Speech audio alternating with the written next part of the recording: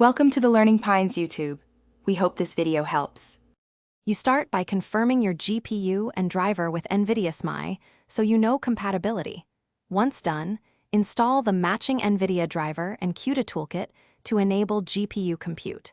Make sure to use the driver-CUDA combinations recommended by your framework.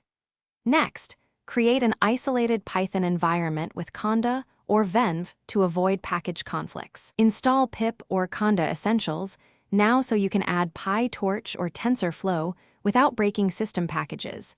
This keeps your setup. Now you install the AI framework compiled for CUDA. Choose PyTorch or TensorFlow build that matches your CUDA toolkit. Once installed, open Python and run Torch.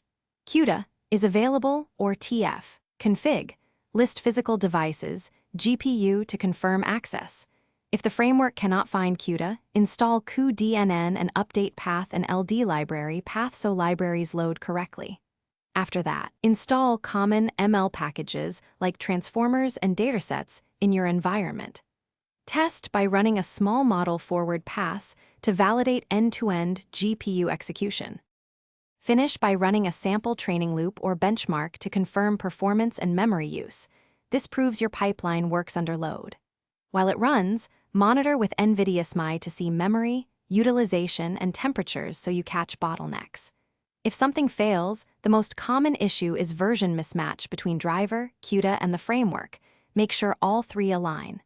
As a quick troubleshoot, reinstall the matching framework build or downgrade CUDA to the version the framework expects. Then retest until stable. Thanks for watching. Consider subscribing if we helped you.